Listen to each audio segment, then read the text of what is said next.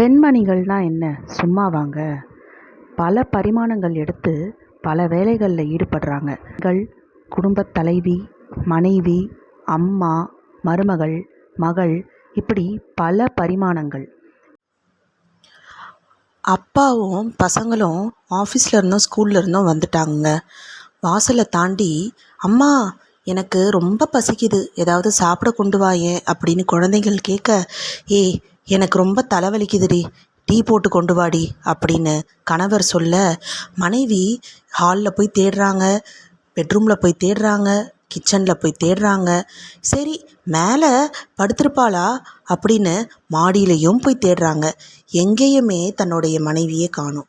சரி பெட்ரூமில் இருக்காளா அப்படின்னு திரும்ப கீழே வந்து பெட்ரூமில் பார்த்தா துணியெல்லாம் களைஞ்சு போயிருக்கு. கிச்சனில் இருக்கிறாளா அப்படின்னு கிச்சனில் போய் பார்த்தா பாத்திரங்கள்லாம் கழுவி வைக்காம ஒரே கச்சடாவாக கிடக்கு. அது கிச்சன் மாதிரியே இல்லைன்னு வச்சுக்கோங்களேன்.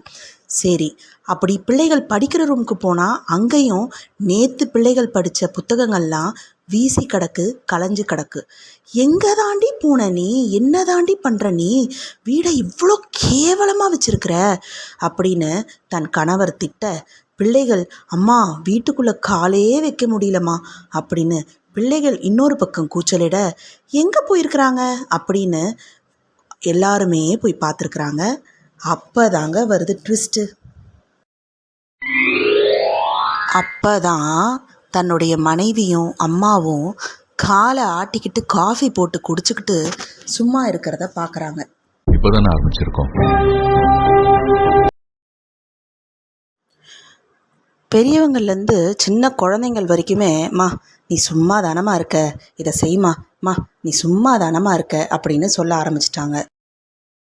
ஒர்க்கிங் விமன், ஹோம் மேக்கர் யாராக இருந்தாலும் வேலை செஞ்சாதான் அந்த வீடு சுத்தமாக இருக்குமே தவிர, ஒரு நாள் இல்லைங்க, ஒரு வேலை அந்த வீட்டுக்கான நீட்னஸை நம்ம பண்ணலை அப்படின்னா அந்த வீடு வீடாகவே இருக்காது அப்படின்றது தான் உண்மை.